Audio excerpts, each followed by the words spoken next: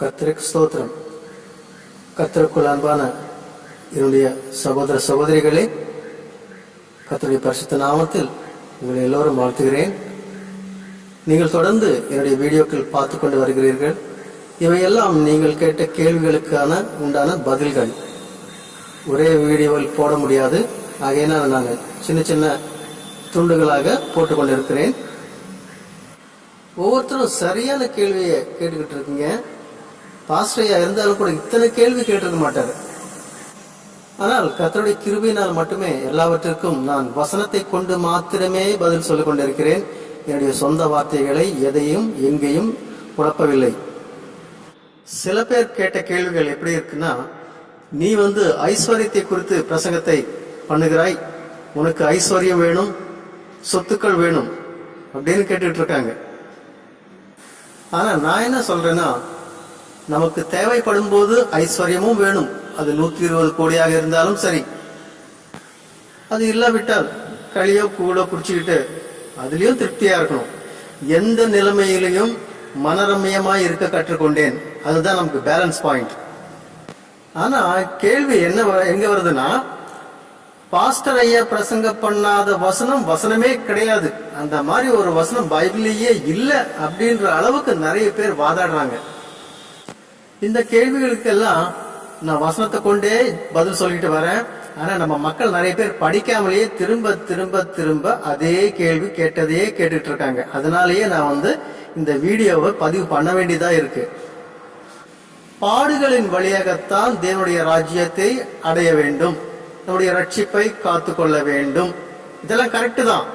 ஆனா இதுக்கு என்ன அளவுகோல் என்ன, எதுவரைக்கும் எம்மட்டும் அப்படின்ற ஒரு கேள்வி இருக்கு இல்லையா?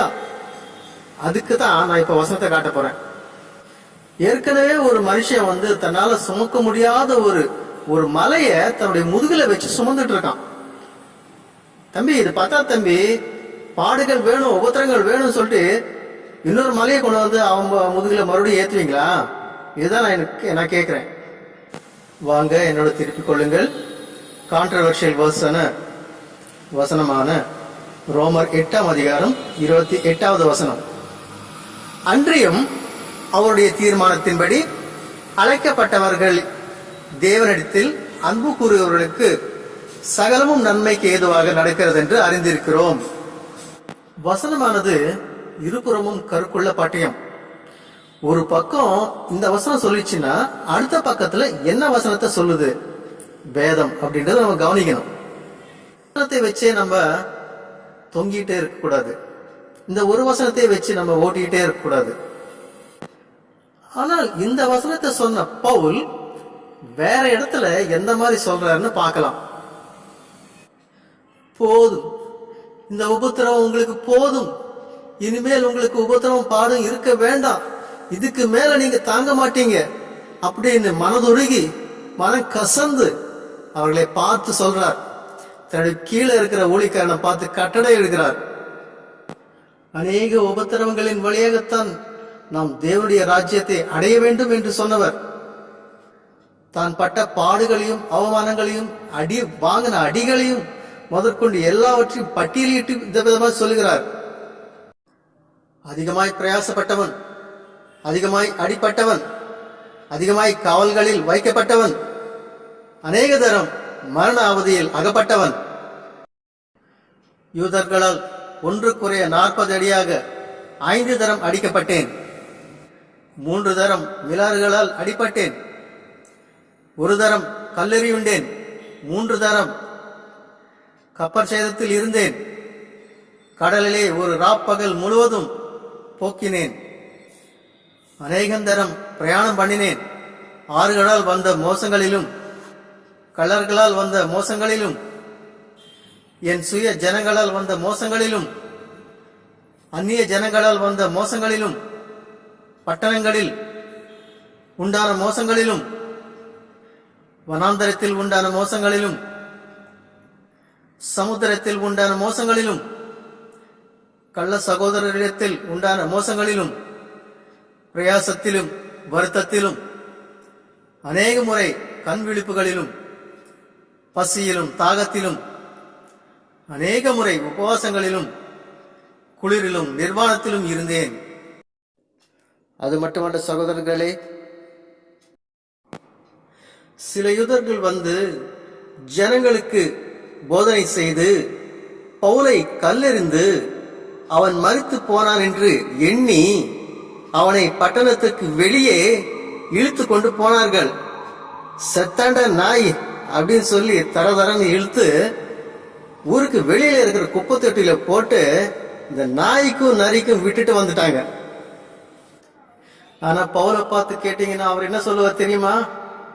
சகோதரனே சகோதரியே, இதெல்லாம் ஒண்ணு இல்லைங்க, தூசிங்க, அற்ப கால பாடுகள். இதை போல பாடுகள் 1000 முறை வந்தாலும், இதை போல மரணம் 1000 முறை வந்தாலும் நான் மறுபடியும் ஏற்றுக்கொள்ள தயாரா இருக்கிறேன். ஆனால் ஆனால் உனக்கு இந்த விதமான பாடுகள் மட்டும் வேண்டாம் சகோதரியே என்று வேறொரு காரியத்தை காட்டுகிறார்.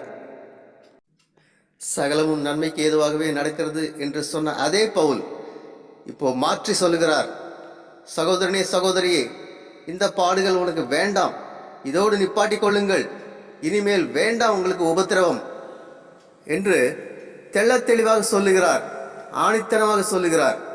அது எங்கே என்று பார்ப்போம் வாருங்கள். இதைத்தான் நான் மறுபடியும் பதிவு செய்ய விரும்புகிறேன். நன்றாக கேளுங்கள், கவனமாக கேளுங்கள். தீமோத்தேயு 5ஆம் அதிகாரம் 3வது வசனம் ஆங்கிலத்தில் படிப்போம். நன்றாக தெளிவாக இருக்கிறது. Take care of any widow who has no one else to care for her. அதாவது தன்னை பற்றி அக்கறை கொள்ள, தன்னை பற்றி கவலைப்பட இந்த உலகத்தில் ஒருவரும் கூட இல்லாத அந்த விதவைகளை கவனிக்க சொல்றாரு.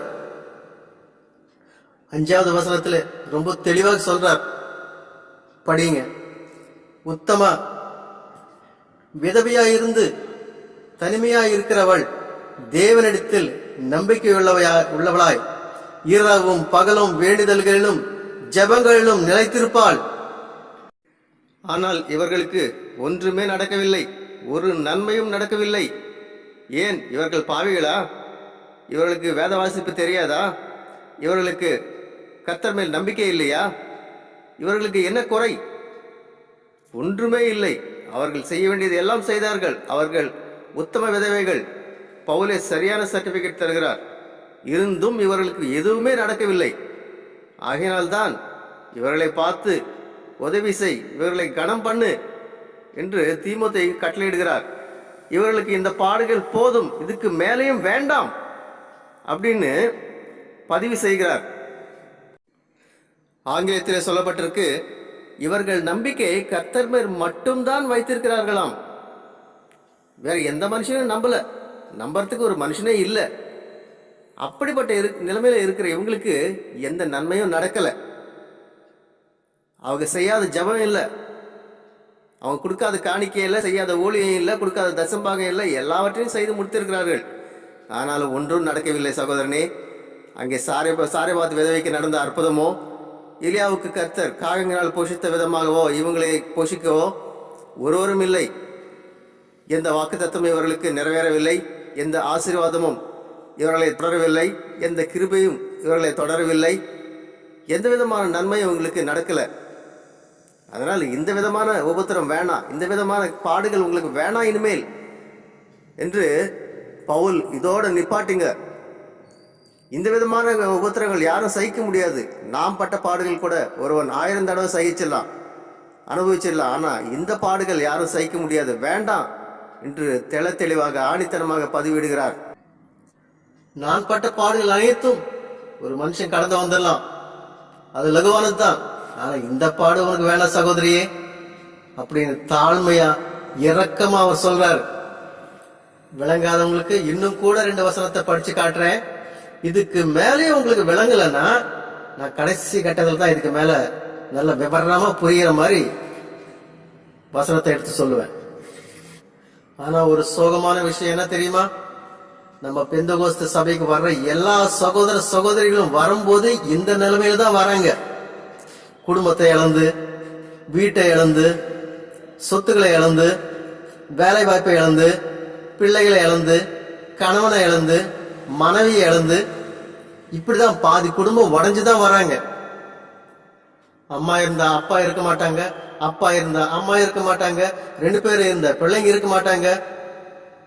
பிள்ளைங்க இருந்தாலும் வீடு வாசல் இருக்காது, வீடு வாசல் இருந்தாலும் வேலை வாய்ப்பு சம்பாத்தியம் இருக்காது, சம்பாத்தியம் இருந்தாலும் தீராத வியாதிகள் ஏதாவது இருக்கும், வறுமை, கடன் தொல்லை, இல்லைன்னா தன் வீட்டாரே தனக்கு சத்ருன்னு சொன்ன மாதிரி எல்லாரோடையும் விரோதமே இருக்கும். சபைக்கு ஞானஸ்நானம் எடுத்து வரும்போதே இந்த நிலைமையில வர்ற சகோதர சகோதரிகளை, எப்படி பாஸ்டர் நீங்க இதுக்கு மேலேயும் உபத்திரவப்படுங்க, இதுக்கு மேலேயும் பாடுபடுங்க, இதுக்கு மேலேயும் நீங்க கொடுமையை அனுபவிங்கன்னு சொல்லி நாக்கு கூசாம சொல்றீங்க?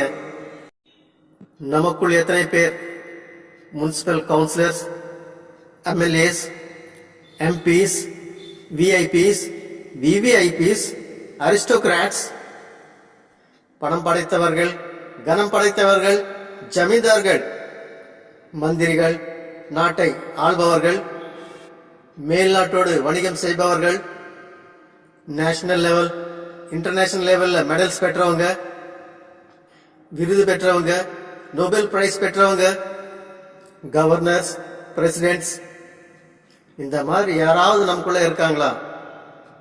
அநேக மக்கள் அடுத்த வேலைக்கு கஞ்சிக்கு இல்லாதவங்க. ஏதோ சில பேருக்கு தான் அரசு உத்தியோகம் இருக்கு, சொந்த வீடு வாசல் இருக்கு. ஞானஸ்நானம் எடுக்கும் போதே ஊர் உலகத்தை எல்லாம் பகைச்சுக்கிட்டு தான் வந்தோம். அப்பேற்பட்ட எங்களை பார்த்து உனக்கு இதுவும் வேணும், இதுக்கு மேலேயும் வேணும், எல்லாம் உன் நன்மைக்கு எதுவாகவே நடக்குதுன்னு சொல்லி ஓட்டுன்னு ஓட்டுறீங்களே, பலவந்தமா எங்க மேல திணிக்கிறீங்களே, இது எந்த விதத்துல நியாயம்? ஒரு மனுஷனுக்கு சத்துருக்கள் அவன் வீட்டாரே என்று சொன்னால் அவன் அதே நிலைமையில் நீடிக்க வேண்டும் என்றா பொருள்? புத்தியுள்ள ஸ்திரீ தன் வீட்டை கட்டுகிறாள், புத்தி இல்லாத ஸ்திரீயோ தன் கைகளினால் அதை இடித்து போடுகிறாள். அப்படின்னு சொன்னா நீங்களும் இடிச்சு போட்டுக்கங்க அப்படின்னு அர்த்தமா? இது எல்லாத்துக்கும் என்ன அர்த்தம்? பவுல் அனுபவிச்ச பாடுகள் அனுபவிக்கலாம், ஆனா இந்த பாடு வேணாம் தானே சொல்லப்பட்டிருக்கு. இந்த வித்தியாசம் உங்களுக்கு தெரியாம போச்சே பாஸ்டர். ஆனா நாங்க எல்லாம் இதுல தலையிடுறது இல்ல. இந்த குடும்ப விஷயங்களோ சொத்து விஷயங்களோ இதெல்லாம் உலக காரியங்கள், நாங்களோ பரலோகத்துக்கு சம்பந்தப்பட்டவர்கள். இதெல்லாம் எங்க வேலையும் அல்ல, எங்க ஊழியமும் அல்ல அப்படின்னு வாய்க்கூசாம சொல்றீங்களே, இது எந்த விதத்துல நியாயம்? ஆனா வசனம் என்ன சொல்லுதுன்னு பார்ப்போம். 1 கொரிந்தியர் 6ஆம் அதிகாரம் 5வது வசனம். உங்களுக்கு வெட்கம் உண்டாகும்படிக்கு இதை சொல்லுகிறேன், சகோதரனுக்கும் உண்டான வழக்கை தீர்த்து வைக்க விவேகி ஒருவனாகினும் இல்லையா? சகோதரன் வழக்காடுகிறான், அவிசுவாசிகளுக்கு முன்பாகவும் அப்படி செய்கிறான். 1வது வசனத்தை பார்ப்போம். உங்களில் ஒருவனுக்கு வேறொருவனுடைய வழக்குண்டானால் வழக்காடும்படி அவன் பரிசுத்தவான்களிடத்தில் போக துணியாமல், அநீதிக்காரனிடத்தில் போக துணிகிறது என்ன? வழக்கு இருந்துச்சுன்னா என்ன பண்ணணுமா? பரிசுத்தவான்களிடத்தில் தான் போகணுமா? ஆனா நீங்க என்ன செய்றீங்க?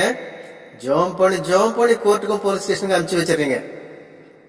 இந்த பரிசுத்தவான்களுக்கு என்னெல்லாம் அதிகாரம் இருக்குன்னு சொல்லி இப்போ அடுத்த வசனத்துல பார்ப்போம்.